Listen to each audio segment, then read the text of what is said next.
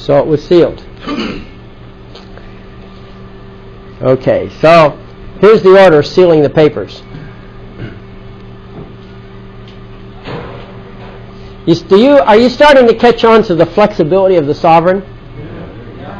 Okay, this is really I mean, this is fun stuff to read through in certain ways, but what I really want you to get out of it is that you are boss. Now, you've got to put on a good image. You want to follow procedures, but you don't want these guys to get away with stuff either.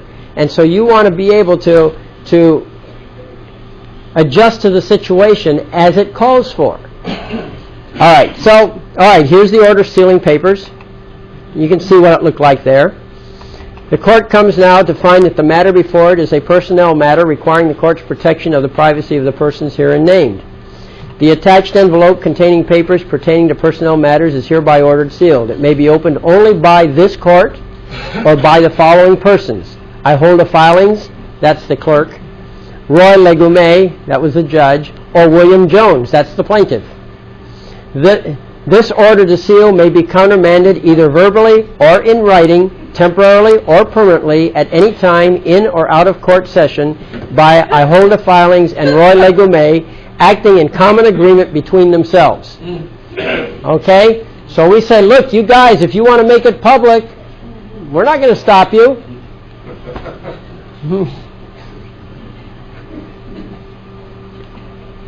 I agree. And so, what's in the envelope? Well, a notice of motion, a motion for contempt, affidavit of William Jones, and affidavit of a witness. We had his actual name, of course. A copy of the caption page of each paper must be attached to the outside of the envelope. Okay? The court. Witness the seal of the court, this 27th day of September, signed by William Jones, private attorney. This time we used English instead of Latin. Instead of attornatus privatus, we said private attorney. Means the same thing. And we put the seal on it over on the right-hand side. A gold seal, because it's an order. All right, so that... I don't know. It doesn't matter. Who's it? Let me ask you this. Who's the sovereign? Who sets the rules? Who decides which side of the page is the best part? Yeah. That's right. Okay. So we had a notice of a motion for contempt, confidential personnel matter. Okay? And that's what we called it. So here's the cover page. We said notice of motion for contempt, confidential personnel matter. To all interested parties, please take notice, and so on and so on. We say where, Department 666 of the above entitled court located at 1313 Bastille Street, Megalopolis, California. Okay, so on. It was actually in San Bernardino at their main courthouse. All right, then we have the motion for contempt. Now, contempts operate a little differently. What you do is you have an affidavit which says, here's what happened, and then you ask the court for contempt. And if they don't answer the affidavit, it's presumed true. Right? Okay, so that's basically what that's about when you make that motion. All right. And so we made a motion. There it is. Comes now William Jones and moves the above entitled court. And then we space down, and the remainder of the page is filled in order to force information on the next page. Why? Because this cover sheet goes on the outside of the envelope. And those little hash marks you see there, or those slants there, that's so to fill the page. That's how you fill a page. You put 10 of those, and that uses up the empty lines. Okay, that's the normal way of doing things.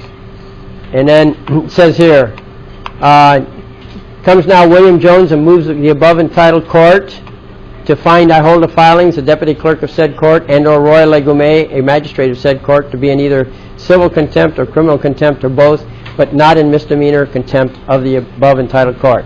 There's 3 kinds of contempts in California. You can have a civil contempt, you can have a criminal contempt, or you can have a misdemeanor contempt. Misdemeanor contempt means jail time. Criminal contempt doesn't necessarily mean jail time, okay? So you have 3. So what you got to do is basically you've got to make your accusation with the affidavit, and you make the motion, and we explain it's a personnel matter. When you can go on the website 1215.org, and this case is on there, so you don't have to wait if you want to read the details. So I'm going to skip over these details. Okay? And then you have the affidavit of the witness saying exactly what happened. All right. Then we had the contempt hearing. And we scheduled the contempt hearing for the same date that we had some other hearing with this judge. So he's being judged, he's on trial for contempt, and he's sitting on the bench because he's not the tribunal. See, I don't care if we have a good judge or bad judge, frankly, because any order he issues, I'm going to vacate. Okay. Transcript number 4. This is the contempt hearing. Let's see, I guess we'll get down here. Okay. Okay, Mr. Jones there, fine. Judge says, I don't see the other side, I guess. This side, this issue doesn't concern the other side. Well, everything on a case concerns the other side. Jones says, okay. And the judge says, and they should have been noticed, really, but that's okay. What other hearings? This is on your motion to have, I guess, myself, and I hold the filings. Who is one of the supervising clerks to be held in contempt? That's correct. And the court read, you're the moving party, moving papers and your statements, and I have all these documents in the file, and I did some research on this yesterday. Do you have anything you wish to add, Mr. Jones? That's a trap. Okay? That sucks you in. Mr. Jones said, the only question I have at this point in time concerns Ms. Filing's certified document where she states that she was directed to do what she did. My question would be, who is the entity that ordered her to do so? Earlier we got that he had signed it, right, but we don't know who talked to her and told her to put it in the first place. So my question would be, who is the entity that ordered her to do so? I do not know who that would be at this time. Well, if you look in the file, there's a certificate in order vacating documents which says filed June the 9th, that I signed on June the 9th, that bears my signature, and it's in the file too, okay? And Mr. Jones says, well, you're the entity who directed her to do what she did? See, he tried to dodge around it. He stayed on point. Why did he stay on point? Because before he went into that courtroom, we reviewed exactly what he was there for. That's what helps you to stay on point. Okay. I said, says the judge, pursuant to the certificate of the clerk and good cause appearing, it is hereby ordered that the First Amendment action of trespass on the case is hereby vacated. Jones says, okay, I understand that aspect of the certification, but she states that she was directed to do so. Says the judge. And Jones says, well, I wish to know the entity that directed her to do that.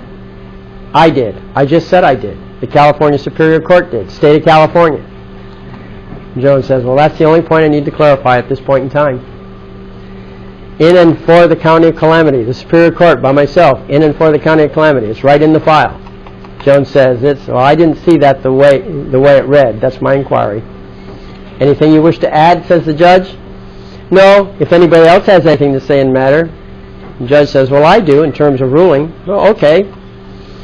California, says the judge, and I've spoken to you before about, we may have a difference of legal opinion here, but I've spoken to you before about the fact that you brought the lawsuit in the state of California Superior Court, and that you would therefore, because nobody is compelling you to utilize our facilities, but you have chosen to file the lawsuit against the people who you had a traffic accident, allegedly had a traffic accident with some time ago, and, okay, now, anyway, he says, Jones says, excuse me, would you speak up a little bit?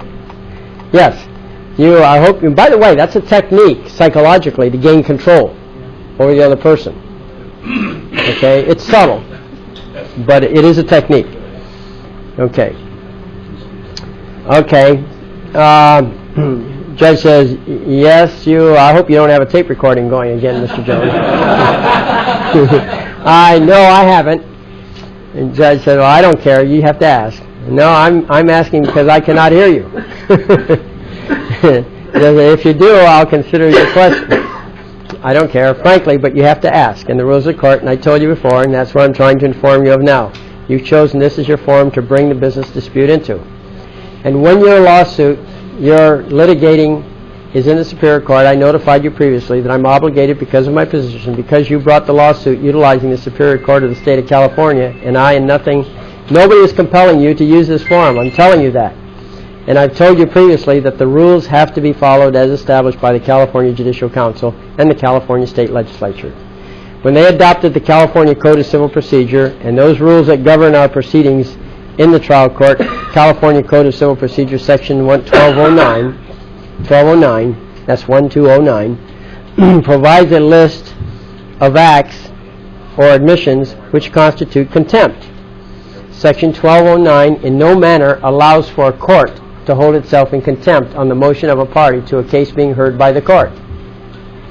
Now, he's right. A court cannot hold itself in contempt. But the judge is not the court, is he? See? But you see how he's trying to slide out of this one. Another thing I want you to notice. We must have something here, because why is he spending all this time discussing this? If he were really in charge, he would have just thrown us out. Right? So that's just another little aspect of it. Okay. So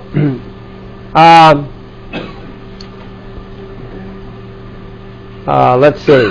Additionally, you have failed to claim that the clerk or holder filings committed any of the acts or admissions that constitute contempt under Section 1209 of the California Code of Civil Procedure. Therefore, your motion is entirely devoid of merit, and I so rule and deny the motion.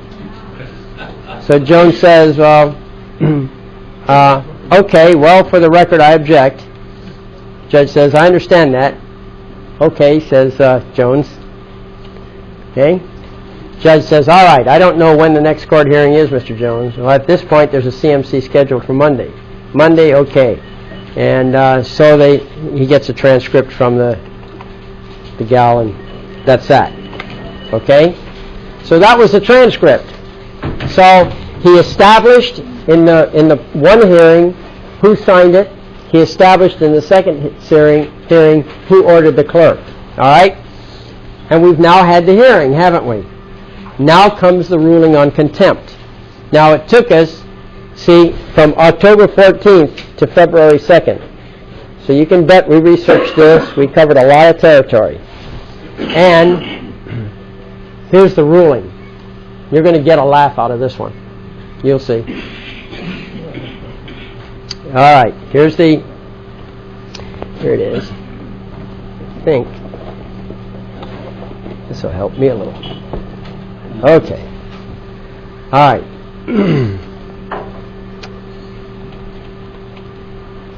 Comes now the court to review the law, the facts, and the record, and to rule accordingly. Summary. Oliver Wendell Holmes once wrote, I long have said there is no such thing as a hard case. I am frightened weakly, but always when you walk up to the lion and lay hold, the hide comes off, and the same old donkey of a question of law is underneath.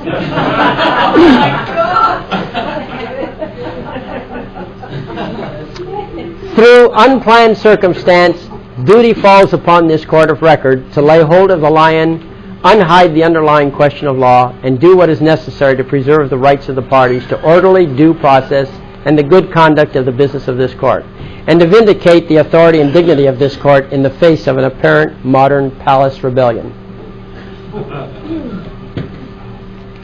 You know, it's fun to write some of this stuff. The question before this court is whether acts of the accused persons are contempts of the authority of this court. According to the moving party's affidavit, the accused understood, or should have understood, that the court expected that the plaintiff would file a First Amendment action. According to the moving party's affidavit, the day following the filing of the First Amendment action, the accused conspired to remove the paper, and did remove the paper, from the official court records. The moving party requests that this court invoke its contempt powers to preserve the rights of the parties to orderly due process and the good conduct of the business of this court, and to vindicate the authority and dignity of this court. Remember, that's what contempt is all about. Dignity and authority of the court. No objection as to the sufficiency of the affidavit was presented to this court during the fact-finding phase of the trial. During the conclusionary phase, the magistrate did opine his own personal view. However, an objection was raised, and the objection was not overruled. but sustained by implication. Okay? He objected, didn't he? The plaintiff objected to the court's ruling, the judge's ruling, but the judge never came out and said, "You're overruled." Okay? He just said, "I understand that." You remember that? He said, "I understand that." So he did not contradict the plaintiff. Remember, in the backyard, the last kid who speaks wins. Okay? So the last significant thing said was that he objected and the judge concurred. The judge said, "I understand that." Okay. So there was no objection to the sufficiency. And of course you see all these links here. These are footnotes that were on the actual paper. Okay?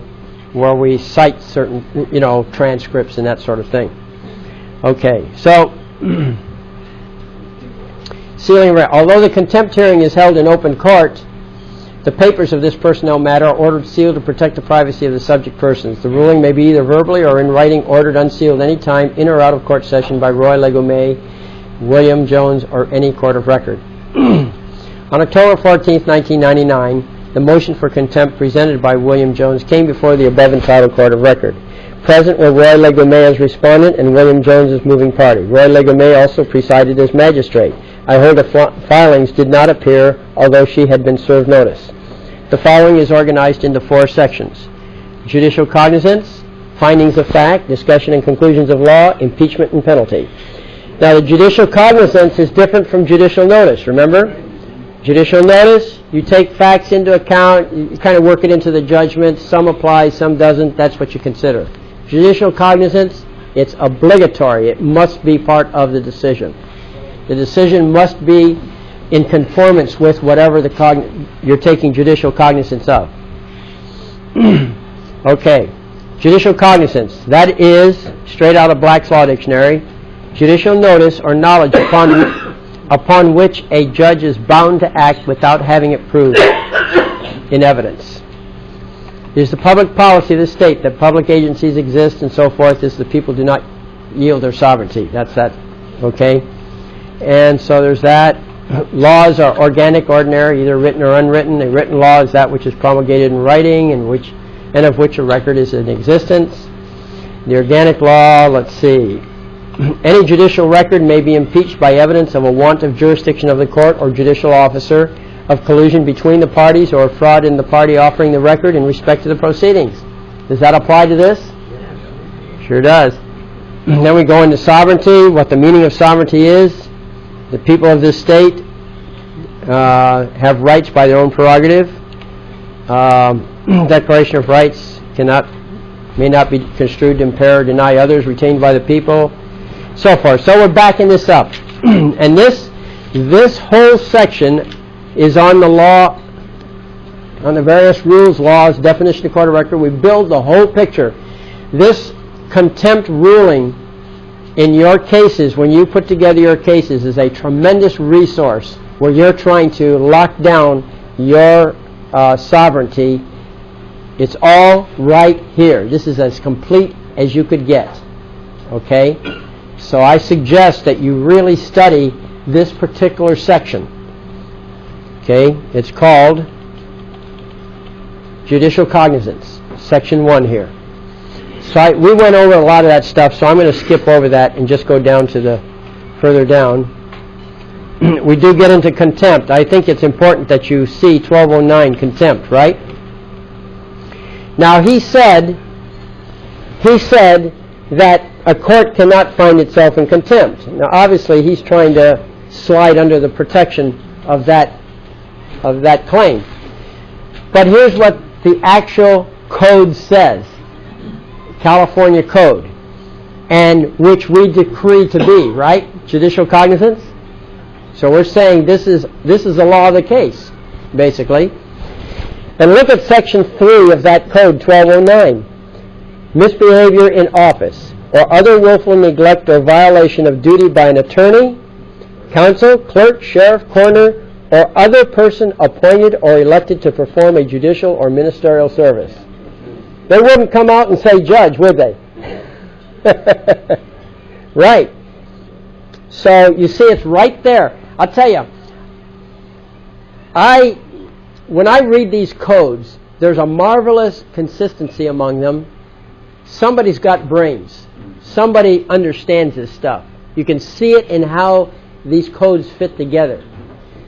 So one of the things I knew about the creation of these codes is that the legislature passes this information over to the law review or the legislative review departments.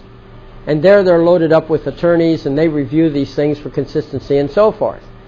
So as I studied it, I homed in on the idea that there were three groups of people who really understood this sovereignty thing. And they were the legislative committee that reviewed the creation of these things, not necessarily the other committees that are creating them, okay, but the legislative committee. The other was the judges of the Supreme Court and the appellate courts, and the third was accidentally people like you and me, okay. That's what I kind of figured out. So one day I was sent on a mission up to Sacramento to do some legal research. And I said, heck, while I'm there, I'm going to stop in on the legislature and talk to some of these guys in the legislative committee. Okay? So I went in there in the law review committee. I went in there, and I happened to be lucky, and I got a hold of one of the supervisors there. So I managed to capture 5 minutes of her time.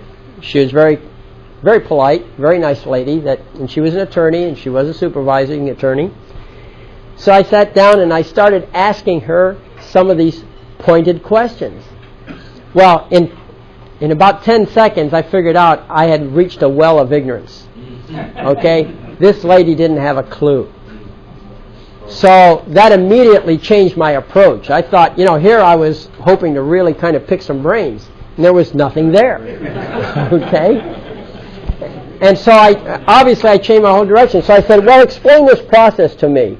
What happens? You get a law that's proposed, and it comes over into your committee. What happens then? How do you consider it? I didn't tell her the part how I noticed this consistency and how they, seemed to understand that. I knew I was lost on that point. But what happens? And she says, well, what we do is we have a meeting with the Supreme Court, and they review it, and they look at it and give us suggestions. So that narrowed it down to one group up there. Only the Supreme Court justices really understand this whole thing. The attorneys, with their defective schooling, don't. And they're hired into the legislature, but it's the judges that are keeping this system straight. And they're doing an excellent job, I think.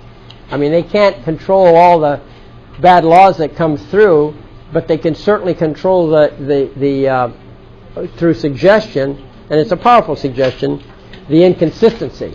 Okay? And they do a good job of that. And so here it is. Here's an example of one of those keeping it straight. They wanted to protect the judges, but they didn't really want to let them off the hook. Okay? They did not want to destroy the other system. We are the other system. And so what they did is, rather than say a judge outright, they just said, or other person appointed or elected to perform a judicial or ministerial service. For the average guy reading this would, it gets heavy reading to read this stuff, and you could miss it easily. Okay, so skipping down past that, there's other codes here and so forth. All right, now we had a finding of fact. The court finds the following facts to be certain. Plaintiff had leave of court to file a First Amendment action. Failure to file a First Amendment action by a date certain would result in forfeiture of plaintiff's right of recovery with prejudice. Remember, there was an order. He had to file his First Amendment action by a certain date or forget it. Well, that's what this is. We find that this is true. The magistrate and parties were duly notified of plaintiff's leave of court and were given 33 days in which to show cause why the order should not take effect or should be modified. The magistrate and the parties remained silent. By their lack of action and lack of objection, they tacitly agreed with the order. A First Amendment action was filed in the court on June 7th. the deputy clerk of this court, by her own certified admission, see, it's certified. You know, certified records, you know how it is that you get, if there's something, you have to have an affidavit. But the government does not produce affidavits. They produce certified somethings, whatever it is. That's the governmental equivalent of an affidavit.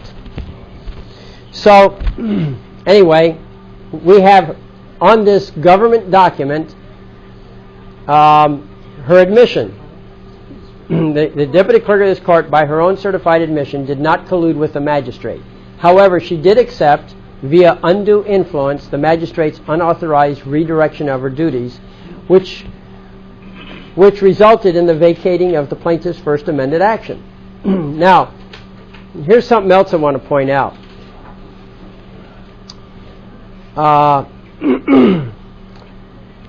When we were making the motion for contempt of court, we were wearing the plaintiff's hat, the injured party's hat. So we went hell-bent for leather, right? We're out to slash anybody. They're guilty. They did this, blah, blah, blah, blah, okay? Because when you are the plaintiff, even though you're trying to be fair, you are an accuser, you're in an accusatory mode, and you do make some very strong statements against the opposition. That's to be expected, right? Okay, but this is different. This is now, he took his plaintiff's hat off, and he put on his tribunal hat. And you're writing this, and now you have to go down the center of the road. And so, we're looking at this, and we're saying, well, you know, the clerk wasn't really that bad. What really happened was, no, she didn't collude. What happened was she got ordered, you know, and this type of thing. So this is writing, the style of writing here is now toward the center. That's what I want you to notice. Okay? That is to say, her will was overpowered and she was induced to do an act which she would not do if left to act freely. She was deprived of free agency so that her will was replaced by the will of the magistrate. Specifically, she says that the court directed said clerk to reject the above document. And because of that, quote, the said clerk petitions this court that a order be made vacating, which in turn leads to the order that, quote, pursuant to the certificate of the clerk in good cause appearing, it is hereby ordered that the first amended action of trespass and trespass on the case is hereby vacated, end quote. Removing the clerk from this anomaly of logic, we are asked to believe that because the court directed the rejecting of the document, the court then ordered the document vacated. Because this court did not direct the clerk to reject the document, right? It wasn't this court. It was a judge doing something. Okay? So we never lose sight of the fact who's the court and who's the judge and so forth. And because there was no notice and no hearing on the matter, this is an attempt to commit a fraud upon the court under color of law. Okay?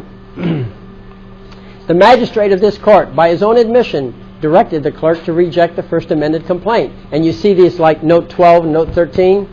We're citing back to that transcript or whatever.